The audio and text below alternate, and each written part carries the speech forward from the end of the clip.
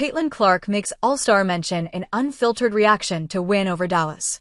No doubt, CC is one of a kind, especially for the way she buries logo threes, which is why she was even considered for the NBA All-Star weekend last year.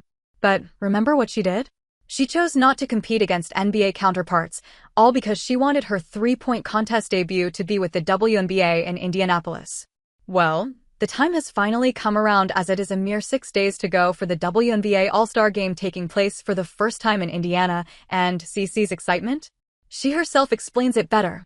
It all came after Gainbridge Fieldhouse finally witnessed the first-ever battle between two consecutive #1 picks, and what a battle it was. CC summed up the Indiana Fever's 102-83 win best when she said, "We were kind of just firing on all cylinders." Yes, they were, but CC's not just firing on all cylinders for Fever games ahead. She's also counting down the games until her big day.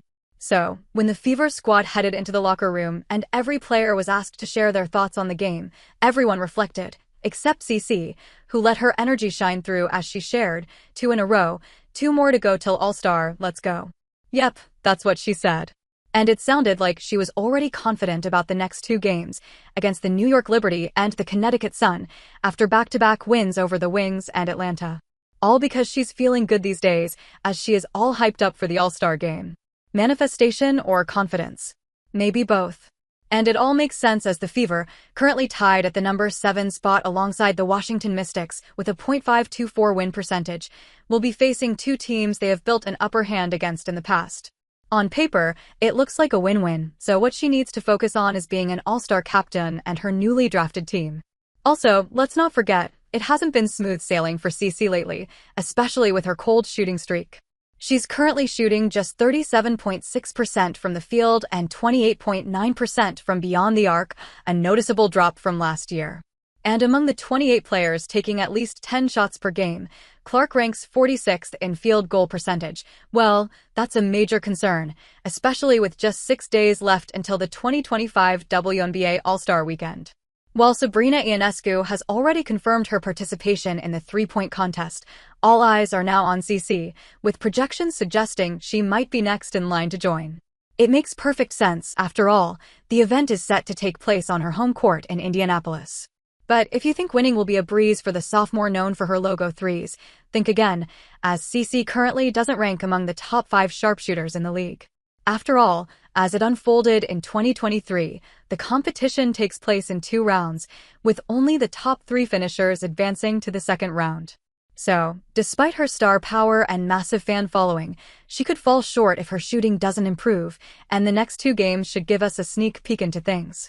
"I still probably didn't shoot it as well as I would have liked, but I feel like it's coming," Clark told reporters in a post-game interview. "Just continuing to get my legs under me.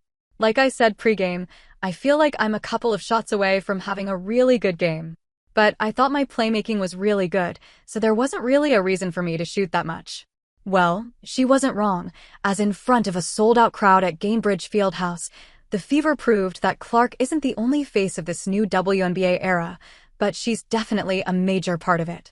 She delivered 14 points, dished out a game-high 13 assists, and tied her career high with 5 steals as Indiana matched its season high of 102 points. And that came in a game against PB, who's been nothing short of phenomenal lately.